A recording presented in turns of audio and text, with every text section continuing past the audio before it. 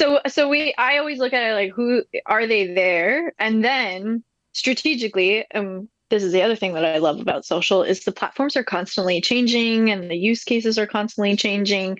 So something that was the way it should be 6 months ago is not necessarily the case anymore, which makes their jobs really hard, but also exciting because you got to keep up with the pace of change.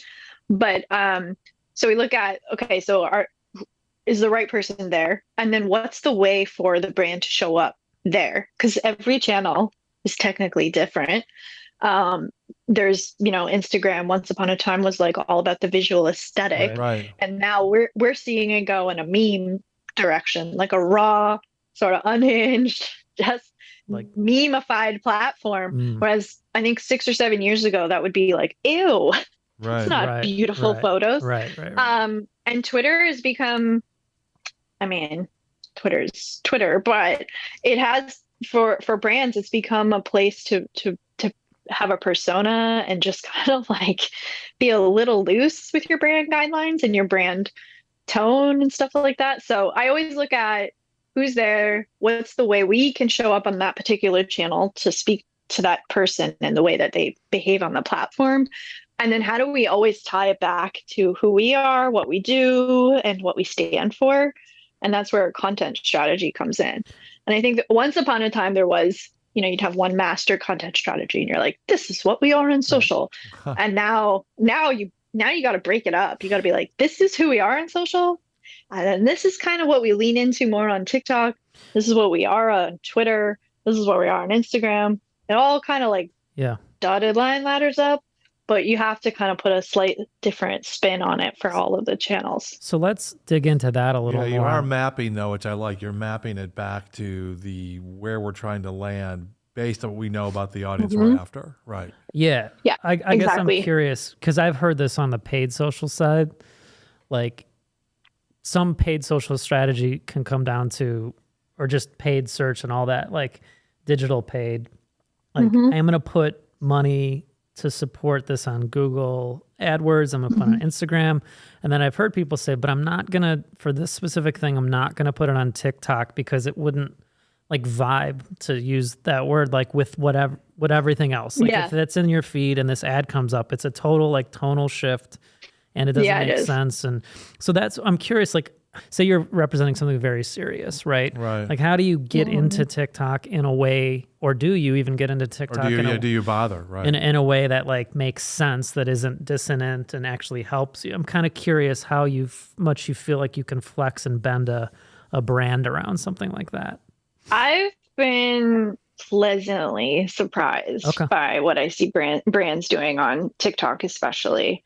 I think it's emerging as a form of entertainment. So, I mean, the data's there. That demographic that spends the most time on that platform is not watching TV. They're not Right. streaming Hulu. They're not.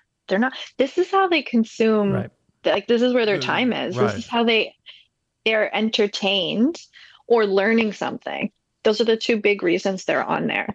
And I've seen brands, to your point, like they tried to put ads on there and literally Right. swipe right Sure. by because they want to be entertained. So I've seen brands who you would think are, like we were talking about the AARP account the other day. Yeah, it was very Like, very hurtful. I want to just share this really quickly. Rhina was sending me these TikToks from Right. the AARP, which I felt there was an ageist There's an behavior from ageist her be- perspective. But yeah, could you explain that? Because it is That's an super interesting, cool. Yeah. it was, I tried to share with my parents and they were insulted that I was going to share something from the AARP. Yeah. But explain that, because So- that's a great Yeah. example of an unexpected Let's kind go of, beyond the baggage of AARP. Right. What Right. was the tactic? I'm curious.